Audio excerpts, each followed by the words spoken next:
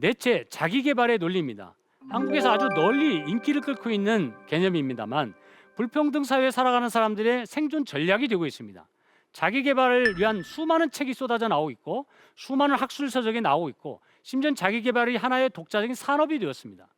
어쩌면 자기계발은 거의 종교적인 그런 성격을 갖고 있다고 볼 수도 있습니다.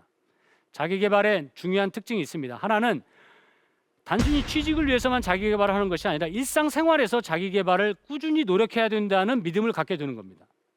둘째는 모든 삶에서 긍정적 사고를 중시합니다. 사회를 비판적으로 보지 말고 항상 긍정적인 방향으로 생각하게끔 강요합니다. 셋째는 사회에서 낙오되거나 실패를 겪은 사람들에게 뭔가 마음의 위안이나 위로를 주는 힐링 문화가 또 등장합니다.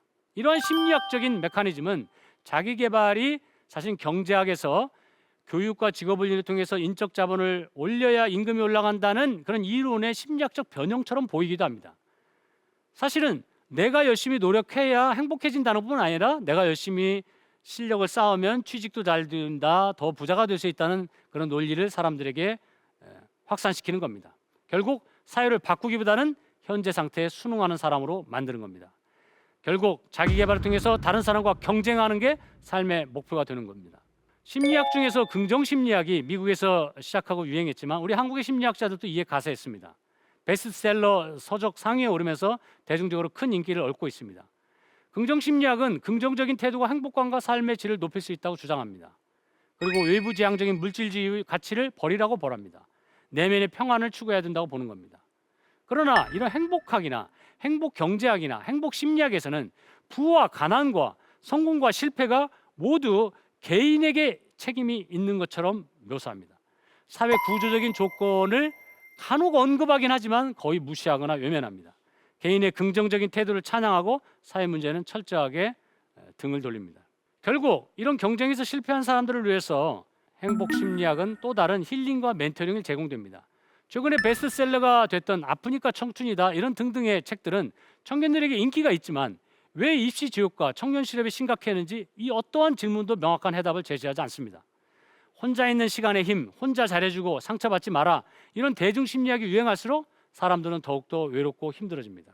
사회 문제를 개인의 문제로 보려는 사람이 늘어날수록 사회 문제는 전혀 해결되지 않고 있는 겁니다. 이처럼 불평등을 합리화하는 네 가지 중요한 담론, 엘리트 이론, 능력주의, 낙수경제학, 자기계발의 이론은 과학적이고 도덕적이고 심리적인 정당화하려는 노력에도 불구하고 많은 사람을 설득하는데 성공은 했지만 오히려 불평등은 더 악화됐습니다. 어쩌면 많은 학자들과 정치인들은 아직도 자기 자신의 이론에 어떤 오류가 있는지 잘 모를 수도 있습니다. 그러나 더 큰 문제는 이러한 담론과 이론이 사회적으로 심각한 파괴적 결과를 만들었다는 점을 모르고 있다는 점입니다. 지난 30년간 전 세계적으로 불평등이 아주 커졌습니다. 1929년 대공황 직전 상황처럼 심각합니다.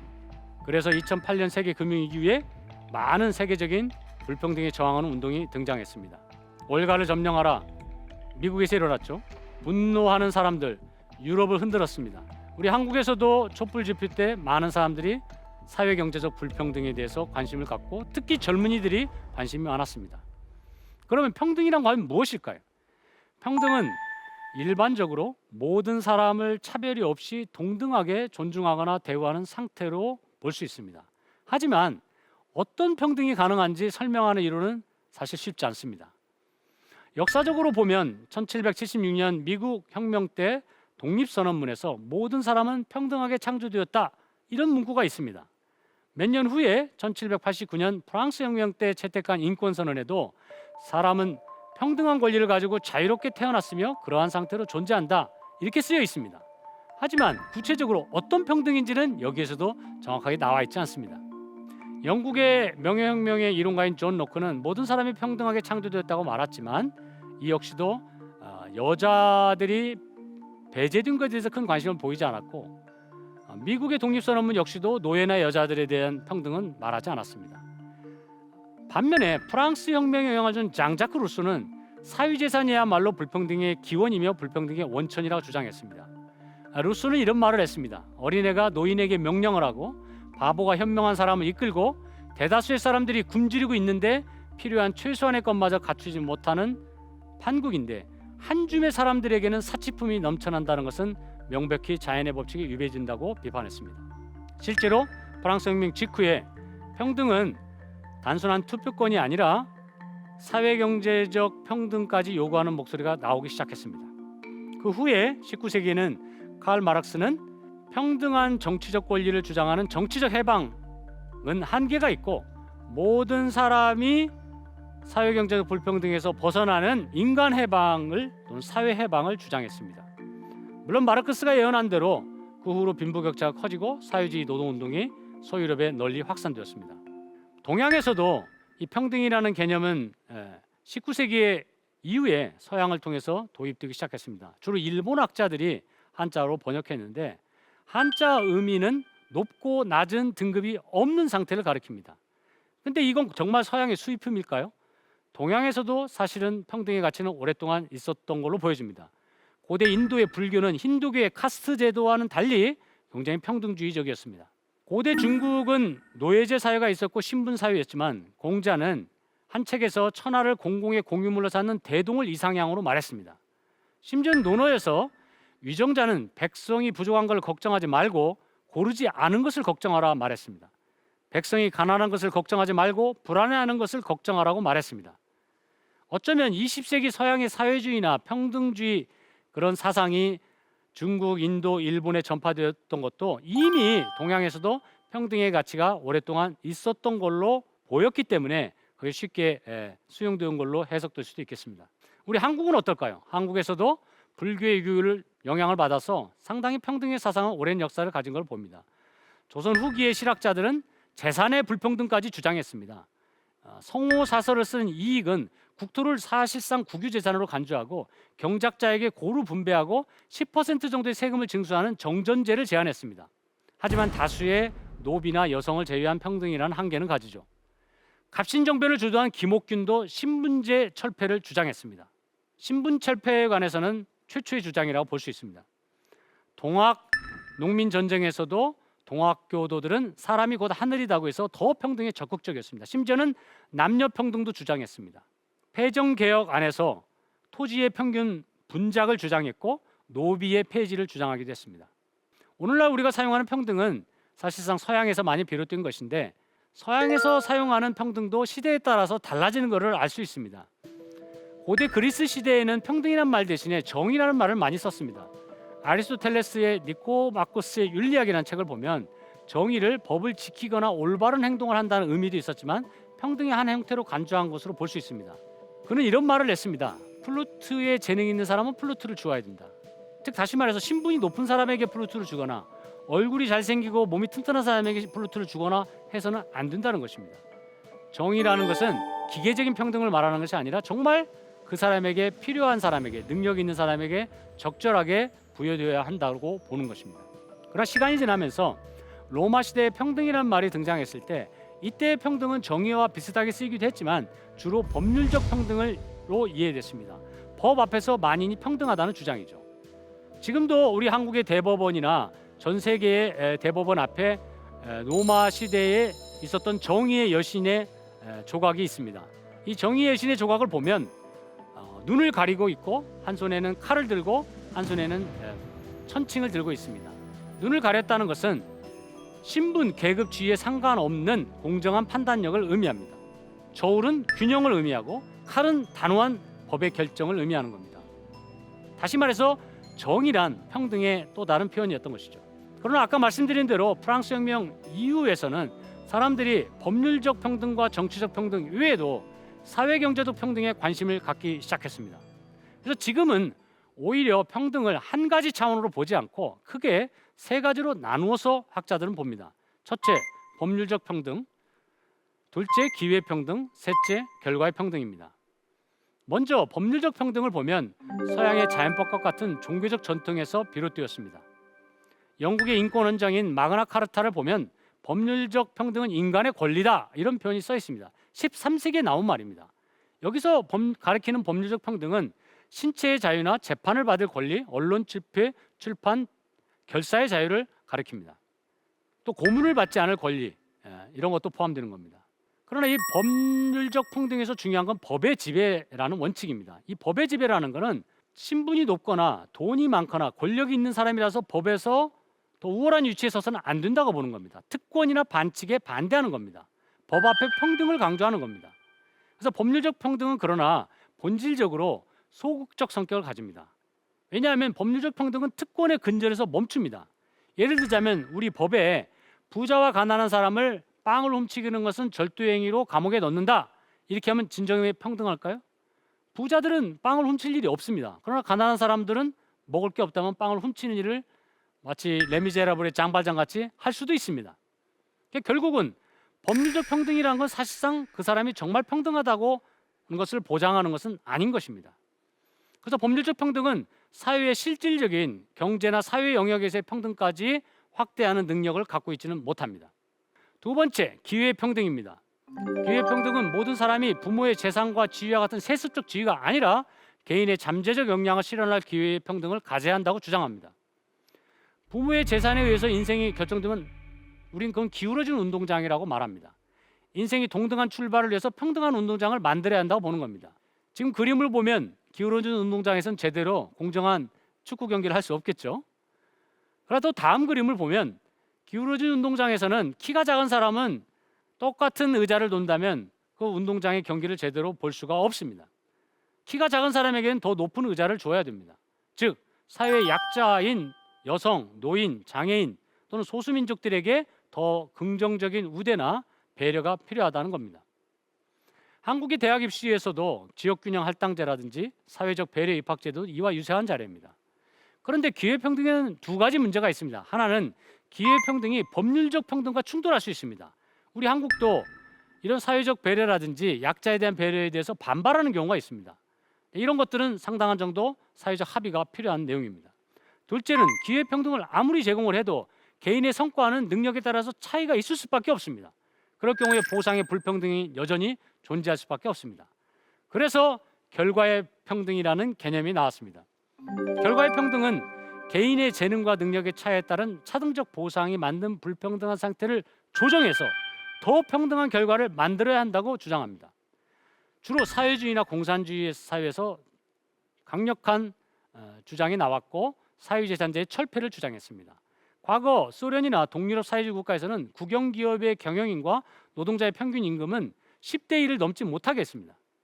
물론 자본주의 사회에서는 기업의 최고 경영자와 노동자 임금을 몇 대 몇으로 하라 이런 규정은 없습니다. 심지어는 미국 같은 경우는 지금 거의 400배 가까운 차이가 납니다. 그러나 자본주의 사회에서 그러면 결과의 평등을 추구하는 정책이 없을까요? 그렇지 않습니다. 결과의 평등은 공산주의 사회나 사회주의 사회의 전유물은 아니었습니다. 자본주의 사회에서도 대부분의 국가에서 고소득층에게 과세의 더 높은 누진율을 적용합니다. 가난한 사람은 세율이 10%라면 부자들은 40%, 50% 이상을 부담을 합니다. 그리고 세금을 능력껏 더 많이 내야 되는 사람도 있지만 경우에 따라서 세금을 아예 낼 수 없는 소득이 없는 사람들을 위해서는 정부가 공공부조나 또 노인 기초연금과 같은 사회복지 지출을 충당합니다. 이 역시도 결과의 평등에 상당히 기여합니다. 물론 결과의 평등을 비판하는 사람들은 평등주의가 근로동기를 감소시키고 경제성장을 방해한다고 주장합니다. 물론 이런 자유지상주의적인 관점은 불평등을 외면하고 소수부유층의 기득권을 합리화한다고 또 비판을 받기도 합니다. 물론 기회평등, 결과의 평등 하나하나만 옳고 하나는 틀리다 말할 수 없습니다. 아마도 대부분의 민주주의 국가에서는 기회평등과 결과의 평등을 동시에 추구하고 있습니다. 그러나 어느 정도까지 추구할 것이냐 문제는 사회적, 정치적 합의가 필요할 것입니다. 그래서 이런 평등의 개념이 다른 것처럼 평등을 실현하는 방법도 국가마다 다릅니다. 그리고 시대마다 다르고 또 어쩌면 사람마다 다르게 생각할 것입니다. 그러나 역사적으로 크게 5가지 이념에 따라서 큰 변화가 있습니다. 그걸 하나씩 살펴보도록 하겠습니다. 왜냐하면 평등이야말로 우리 현대사의 정치 공동체의 가장 중요한 문제이기 때문에 그렇습니다. 첫째, 18세기 미국 혁명과 프랑스 혁명 이후에 등장한 자유주의입니다. 이때 혁명에 참여했고 중요한 인권이라는 책을 쓰고 영향을 크게 줬던 토마스 페인은 국가가 적극적으로 나서서 빈곤층을 위한 연금 제도나 무상 공교육이나 공공부조 제도나 또는 하층민을 대표하는 의회 대표나 누진적 소득세를 도입해야 된다고 주장했습니다. 아마 세계 최초로 누진세나 복지국가를 제안한 사상가라고 볼 수 있습니다. 물론 이 사람의 아이디어를 그대로 채택한 국가는 없었습니다. 대부분의 국가에서는 사유재산을 기반으로 해서 평등한 투표권을 줬지만 사회경제도 불평등은 당연하게 생각했습니다. 그러자 그의 반작용으로 등장한 19세기의 유럽의 사회주의는 사회경제적 평등을 적극적으로 주장했습니다. 가장 극단적인 사례는 소련의 막스 레닌주의는 사유재산제를 아예 철폐를 했습니다. 그러나 결과는 어땠습니까? 정말 평등한 사회가 됐을까요? 아닙니다. 정 그 반대였습니다. 스탈린이 등장한 이후에 현실 사회주의 체제에서는 오히려 경제적 특권은 철폐됐지만 정치적 특권을 가진 공산당 간부가 더 많은 권력과 부를 차지했습니다. 마치 영국의 조지 오웰이라는 소설가가 쓴 동물농장에 나오는 문구처럼 어떤 동물은 다른 동물보다 더 평등하다, 이런 말이 소련 공산주의 사회의 유선을 가리키는 말일 수 있습니다. 게다가 소련의 기계적인 평등주의는 개인의 자유를 억압하고 정부에 대한 일절 비판을 허용하지 않는 전체주의세를 만들었습니다. 재산권이 사회적 불평등을 만드는 제도인 건 사실이지만 국가와 지배층이 통제를 쉽게 저항할 수 없게 만드는 이런 사유재산을 철폐한 사회가 오히려 전체주의 사회가 될 수 있는, 독재 국가가 될 수 있는 그런 위험을 간과했던 것입니다. 20세기 소련의 비극은 우리 역사에도 중요한 교훈을 줍니다. 이에 반발로 서유럽에서는 소련과 달리 경제적인 자본주의 경제의 특성과 또 사회적 분배를 동시에 주장하는 그런 새로운 정치 사상이 등장했습니다. 영국의 사회적 자유주의와 독일의 사회민주주의입니다. 영국의 자유주의 사상가로 호바우스는 개인의 재산은 결국 사회의 다른 성원으로부터 빚을 지는 거다, 이런 말을 했습니다. 그래서 능력 있는 사람이 누진세를 내서 사회에 기여해야 된다고 본 것입니다. 이 주장은 로이드 조지 자유당 정부에 영향을 줬고 그때부터 영국은 복지 제도가 도입되기 시작했습니다. 극단적인 개인주의보다는 사회적 자유주의라고 불리기도 합니다. 독일에서는 에두아르트 베른슈타인이라는 정치인이 마르크스주의의 계급투쟁이나 프롤레타리아 독재를 반대하면서 노동자의 임금과 생활조건을 개선하는 수정주의를 주장했습니다. 그리고 폭력혁명 대신에 선거와 의회를 통한 점진적 개혁을 주장했고, 이것이 나중에 1919년 독일의 혁명이 일어난 다음에 바이마르 공화국의 프리드리 에버트 대통령과 사회민주당 정부에 영향을 줍니다. 그래서 레닌이 그런 볼셰비크 혁명과는 달리 독일의 사회민주당은 지금도 이 전통을 계승하고 독일 헌법의 사회국가도 이를 계승하고 있습니다. 여기서 한 가지 독일의 복지제도에 대해서 말씀드리고자 합니다. 많은 사람들이 복지국가는 사회주의적인 것이 아니냐 이렇게 생각하는 사람이 있지만 사실은 복지국가를 제일 먼저 도입한 나라는 독일이었고 18세기에 산재보험, 건강보험, 노령연금이 도입됐는데 이 제도를 도입한 비스마르크라는 정치인은 지주계급 출신의 상류층의 아주 보수적인 정치인이었습니다. 노동자들의 건강이나 교육을 위해서 국가가 책임을 지고 세금을 걷어서 복지를 제공해야 된다고 정치적 신념으로 믿었던 것입니다. 오늘날 한국에서도 산재보험, 건강보험 등 최초의 복지들을 도입한 사람은 1960년대 박정희 대통령입니다. 어쩌면 복지국가의 진정한 뿌리는 보수 정부에서 시작된 거고 지금은 보수와 진보를 초월한다고 볼 수 있습니다. 그러나 이런 사회적 자유주의와 사회민주주의는 중도 노선을 길을 걸었고 여기에는 기본적인 중요한 전제가 있습니다. 뭐냐? 바로 우리 현대 사회가 두 가지 원리에서 운영된다는 점을 인정하는 겁니다. 하나는 자본주의입니다. 자본주의는 경제적으로 아주 효율적인 제도로 인정을 받지만 불가피하게 불평등을 만듭니다. 또 하나의 사회 운영 원리는 민주주의입니다. 민주주의는 모든 사람의 1인 1표의 원칙처럼 평등하다는 원리를 주장합니다. 그러나 자본주의의 일주 1표의 원칙과 민주주의의 1인 1표의 원칙은 둘이 충돌할 수밖에 없습니다. 그리고 기회평등과 결과의 평등의 원리도 충돌할 수밖에 없습니다. 복지국가는 이것을 정치적으로 타협하려고 하는 겁니다. 아동 보육, 공교육은 기회평등을 강조하지만 공공부지와 기초연금은 결과의 평등에 어느 정도 영향을 줍니다.